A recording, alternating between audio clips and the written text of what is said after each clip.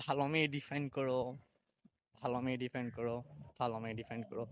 ভাই, বর্তমান জেনারেশনে তুমি ভালো মেয়ে কোথাও খুঁজে পাবা না, বরঞ্চ তুমি একটা মডারেট মেয়ে পাবা।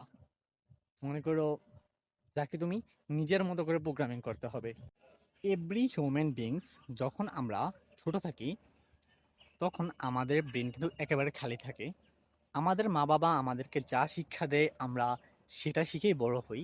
ঠিক তেমন মেয়েদেরকে অনেক কিছু বলবার বোঝানো হয়েছে, যেমন তোমার ফ্রিডম তোমার হাতে, তোমার যেভাবে ইচ্ছা তুমি ঠিক সেভাবে চলতে পারবে। যখন তাদের মাঝে এই চিন্তাটা আসতে লাগলো যে তাদের ফ্রিডম তাদের নিজের হাতে, তখন তারা এটা ভাবতে শুরু করলো যে আমি কি এটা করবো না, আমি কি ওটা করবো না, উম, আমি কি আজকে ফেসবুকে পিকচার ছাড়বো না, আজকে কি আমার ইনস্টাগ্রামে একটা পিকচার ছাড়া উচিত না, আজকে আমার টুইটারের প্রোফাইল পিকচার যদি চেঞ্জ না করি আমার এতগুলো ছেলে ফ্রেন্ড যে আছে তারা কি দেখবে না আমি এত সুন্দর হয়ে গিয়েছি? না, তুমি এটা করবা না। You have to gold, you are a girl. নিজেকে ভালো করে প্রোগ্রামিং করো, বিকজ টু সাম এক্সটেন্ট বলতে গেলে আমরা একটা ফুলদানির মতো। We are empty vessel. তুমি তোমার মাঝে যেটা রাখবে ঠিক তুমি তেমনই হবে। এখন মনে করো যে তুমি যদি একটা ফুলদানির মধ্যে গোলাপ ফুল রাখো তাহলে সেটাকে বলা হবে গোলাপ ফুলের ফুলদানি। আর তুমি যদি অন্য একটা ফুলদানির মাঝে গাঁদা ফুল রাখো তখন সেটাকে বলা হবে গাঁদা ফুলের ফুলদানি। It is very simple.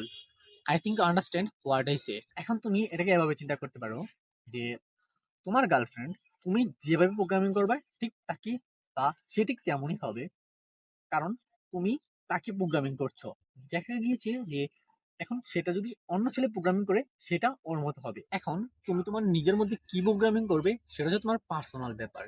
এখন তুমি তোমার গার্লফ্রেন্ডকে যেভাবে প্রোগ্রামিং করবে সে কিন্তু ঠিক সেভাবেই তার মাইন্ড সেট আপ সামনের দিকে বাড়াবে।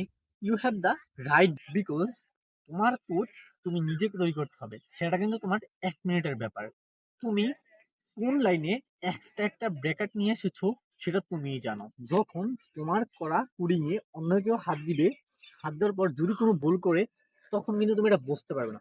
যখন তুমি তোমার কোডিং এ নিজে চেক করবে তখন কিন্তু তুমি বুঝতে পারবে যে তোমার ভুলটা কোথায় ছিল। যদি তুমি চেক না করো তোমার এই ভুলটা শুধরাইতে প্রায় 2 বছর 3 বছর লেগে যেতে পারে। যদি কখনো তুমি রাস্তায় একটা মেয়ে দেখো তুমি তাকে দেখলে বলবা যে আর ইউ পুরিং, তোমাকে দেখে একটু পাইথন পাইথন ভাব আসছে,